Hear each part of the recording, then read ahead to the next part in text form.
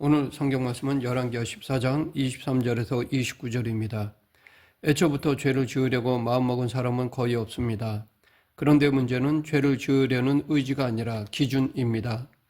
오늘 열왕기하 14장에 나오는 여로보암 2세 이야기를 통해 성경은 바로 이 기준에 대한 문제를 우리에게 질문하고 있습니다. 바리새인과 사두개인들이 예수님을 십자가에 못 박기까지 미워한 것은 그들의 기준으로 삼았던 것이 위협을 받는다고 느꼈기 때문입니다. 예수님은 죄인이든 이방인이든 허물 없이 지냈습니다. 그런데 율법대로 행하기를 힘쓰는 바리새인들을 비롯한 종교 지도자들이 볼 때 그런 예수님의 행동은 자기들의 질서를 위협하고 깨트릴 만한 것이라고 느꼈습니다. 지금 이 시대의 교회 안에서 우리를 화나게 하는 일들도 예수님의 일과는 거리가 있는 경우가 많습니다.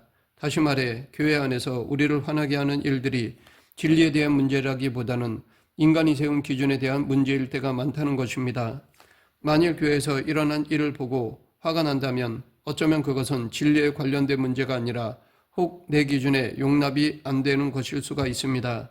그런데 그것이 옳은 기준이면 괜찮지만 잘못된 기준 때문에 화가 난 것이라면 그것은 의로운 분노가 아니라 잘못된 분노입니다.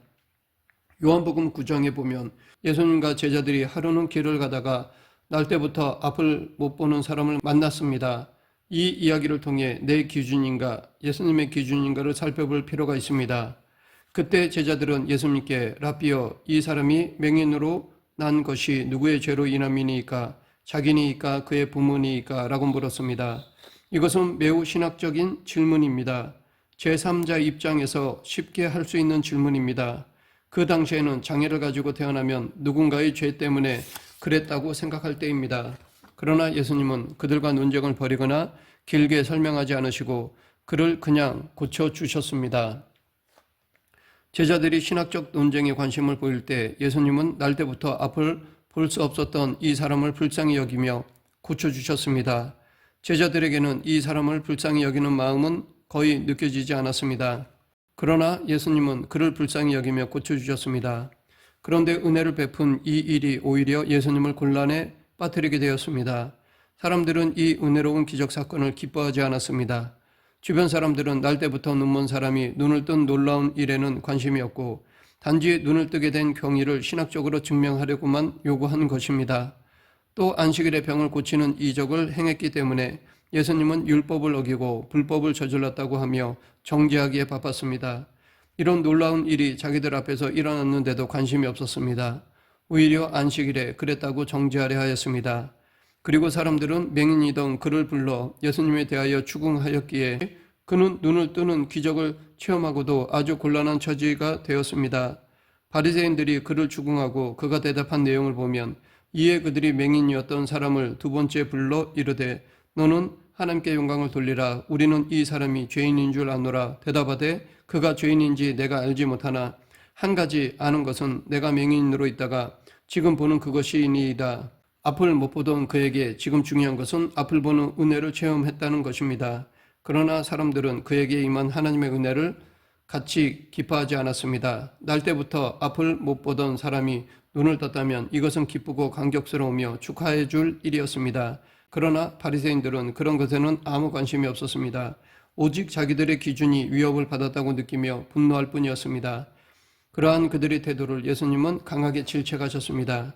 이렇게 하나님의 말씀을 기준으로 살아가는 사람들은 세상적인 기준으로 살아가는 사람들과 갈등할 수밖에 없습니다. 교회 내에서도 하나님의 말씀대로 살아가려는 사람들과 종교적으로 살려는 사람들은 서로 다른 기준을 가지고 있기 때문에 갈등이 일어날 수밖에 없습니다. 그러하기에 우리 안에 갈등이 일어나지 않게 하려면 주님이 원하시는 것이 뭔지를 알고 그 방향으로 함께 나아가야 합니다. 지금도 복음이 들어가는 곳에는 이전에 없던 갈등이 빚어집니다.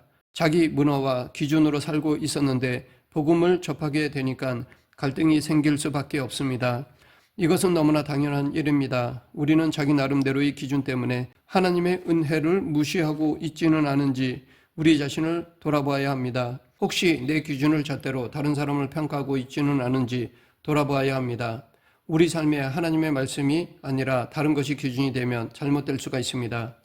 오늘 본문 23절 유다왕 요아스의 아들 아마샤 제15년에 이스라엘의 왕 요아스의 아들 여로보암이 사마리아에서 왕이 되어 40년간 다스렸으며 여로보암 2세가 왕위에 오른 것은 주전 786년으로 그는 41년간 이스라엘을 다스렸습니다. 여로보암이라는 이름의 의미는 백성이 번성케 되기를 원하다라는 뜻인데 그 이름대로 여로보암 2세는 솔로몬 이후 최대의 영토를 확보하면서 북이스라엘 왕 중에서 가장 강력한 나라를 만들었습니다.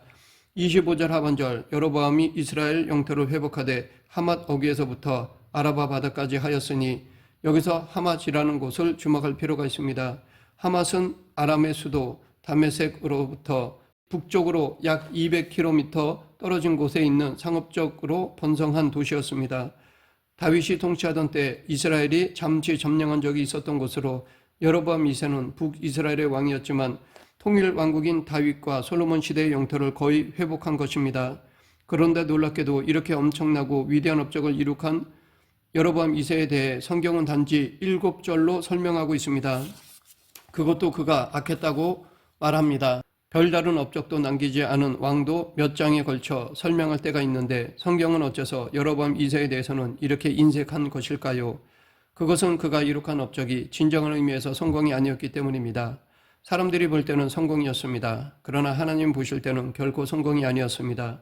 하나님은 여로보암 2세를 기뻐하시지 않았습니다. 하나님 앞에서 그는 실패한 왕이었습니다. 24절 여호와 보시기에 악을 행하여 이스라엘에게 범죄하게 한 느밧의 아들 여로보암의 모든 죄에서 떠나지 아니하였더라. 여로보암 2세는 이스라엘을 강력하고 부유하게 만든 왕이었지만 하나님 앞에서는 우상을 섬긴 악한 왕이었습니다. 그는 북이스라엘의 초대 왕인 여로보암이 지은 죄를 그대로 본받았습니다. 그렇다면 하나님은 왜 당신을 떠난 악한 왕에게 이 같은 번성을 허락하신 것일까요? 우리는 하나님을 믿지 않는 사람들이 잘 될 때, 더 나아가 악을 행하는 사람들이 부자가 되고 사기를 쳐도 안 들키고 명예를 얻고 세상에서 성공하는 것을 보면 왜 그런지 의문을 가지게 됩니다. 그러나 우리가 반드시 기억해야 할 사실이 있습니다. 사람들이 볼 때는 성공일지 몰라도 하나님이 보실 때는 그런 것이 결코 성공이 아니라는 것입니다. 여로보암 2세 때 이스라엘이 번성한 것은 성공이 아니었습니다. 하나님이 주신 복이 아니었습니다. 그것은 하나님의 심판이 잠시 유보된 상태였을 뿐입니다.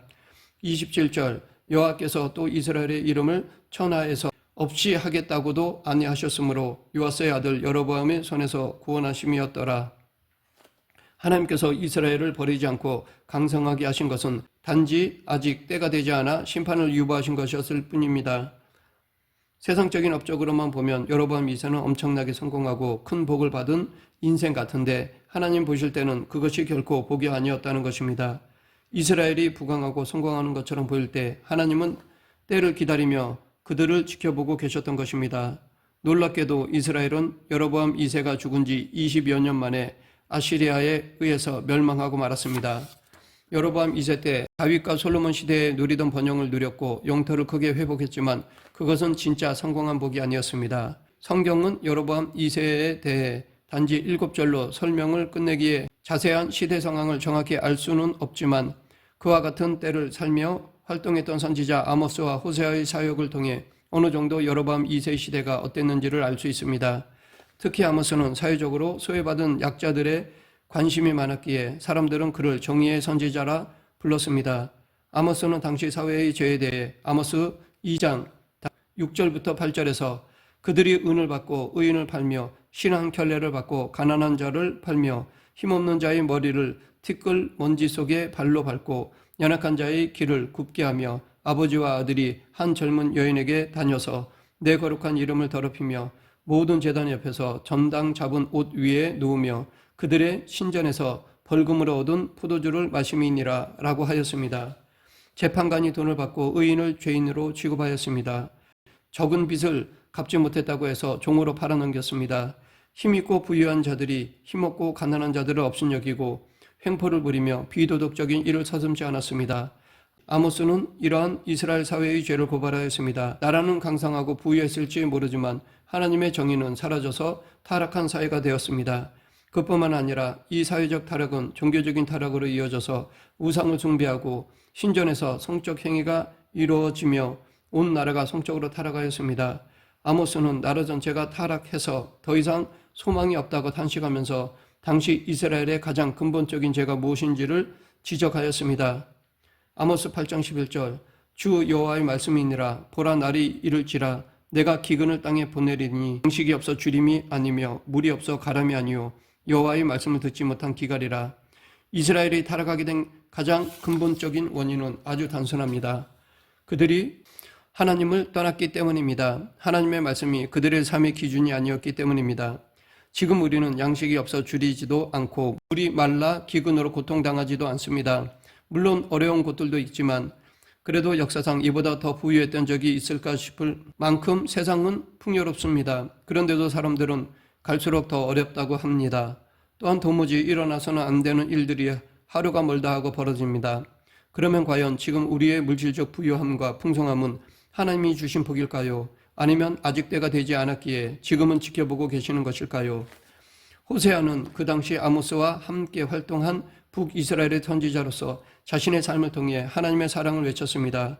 호세아는 하나님의 명령에 따라 음란한 여인 고멜과 결혼했는데 고멜은 걸핏하면 바람을 피우며 집을 나갔습니다.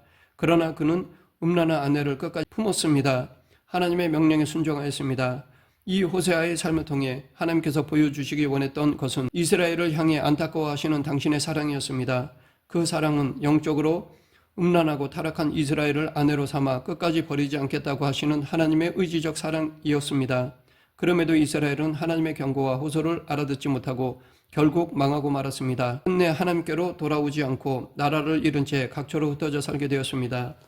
우리가 가진 부와 명성과 번영과 성공은 하나님이 허락하지 않으시면 한순간에 죄로 변하고 맙니다. 성공과 풍요에 도취하는 순간 패망을 보게 됩니다. 성공했다고 만족하는 순간 실패하게 되는 것입니다. 이렇게 하나님이 허락하시지 않은 승리는 승리가 아니라 패배일 뿐입니다. 하나님이 인정하시지 않는 성공은 성공이 아니라 실패일 뿐입니다. 아무리 많은 것을 가지고 성공했다 자부해도 하나님이 기뻐하지 않으신다면 아무 소용이 없습니다. 헛된 것일 뿐입니다. 하나님의 심판은 유보된 것이지 때가 되면 반드시 옵니다. 아무리 강성한 것 같아도 하나님께서 손가락 하나만 까딱하시면 하루아침에 무너지게 되는 연약한 존재가 바로 우리라는 것을 잊지 말아야겠습니다. 그러하기에 우리는 날마다 하나님 앞에 바로 서기 위해서 애쓰며 나아가야 합니다. 그렇다고 하나님은 우리가 하기 싫은데 억지로 당신만 따라오라고 하시는 것이 아닙니다. 물론 하기 싫어도 따라야 합니다. 그것이 옳은 길이고 정말 성공하는 길이기 때문입니다. 다른 데로 가면 망하기 때문에 하나님은 당신의 길을 따라오라고 하시는 것입니다. 사도 바울이 스스로 쳐서 복종시킨다라고 한 것처럼 우리도 순종하기 위해서는 정말 몸부림쳐야 합니다.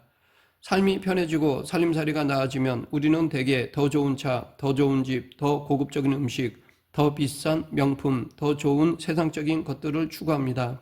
그러나 그런 것이 아니라 삶이 나아질수록 세상과 구별된 그리스도인으로서의 믿음의 본질을 회복해야 합니다.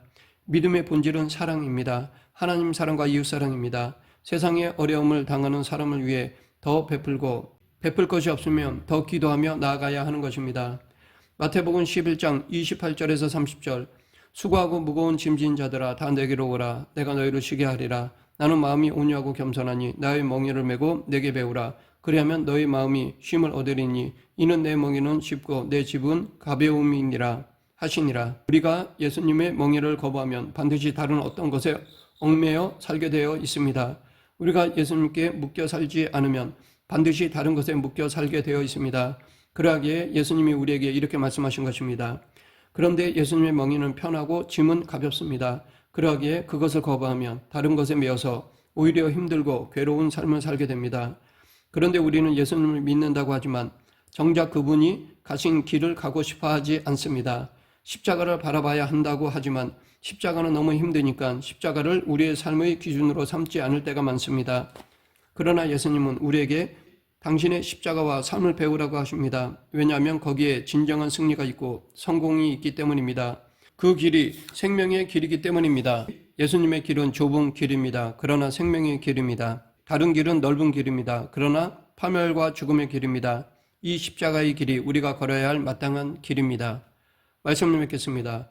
우리는 내 중심, 내 기준으로 살아서는 안 됩니다. 이 우주 만물을 다스리고 생사화복을 주관하시는 하나님의 뜻을 구하며 하나님 중심으로 살아야 합니다. 그렇게 하기 위해서는 예수님을 따르는 삶을 살아야 합니다.